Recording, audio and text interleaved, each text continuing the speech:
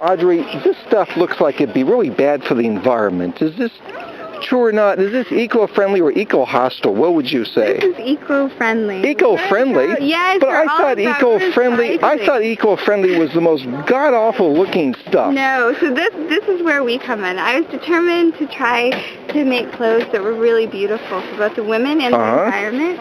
And so that's why I searched for beautiful vintage fabrics that I can use to cut all of my designs from.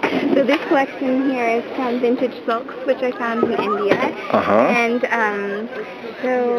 well, what are some examples of some eco-friendly ugly stuff? That's not a good place to start. I think there's actually a lot of beautiful eco-friendly clothing that's available. But you can't think of any any ugly hemp, for example. Hemp? I think that's been traditionally when people think about eco. Now, what makes hemp so ugly? I think it's just because the texture of it.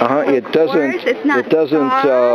It doesn't have the silky feeling and the luxurious shine, and it's not as colorful. But you can't really smoke silk and get high off it.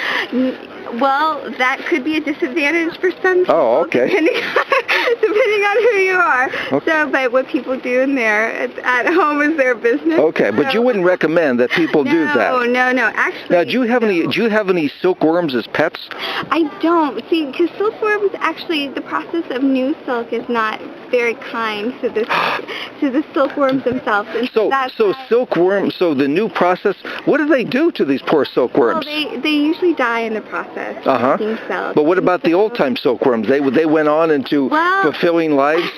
Well, I believe in reutilizing textiles. So these are all things that would have gone to waste or would have just been thrown into the trash or just been left behind. And so my idea is to try to reutilize things that we can still salvage and make into beautiful pieces that other people can enjoy. So it makes a smaller impact on the environment, and I think that there's just so many beautiful things that we can do from. Well, I think you're going to make a big impact on my readers when they read about these great things that you have, because it looks like these would be so fabulous for summer, because they look like they'd be nice and cool. Light and it's beautiful and it's fun. Is silk a good fabric for summertime? It is. Because it very breathes? Breathable. It's the strongest of the natural. It's the strongest of the natural fibers? Yes. You mean like you could take a piece of silk and you could hold up a dump truck on it or something? Well, we haven't tried, but you can always be the first to experiment. So, and let me.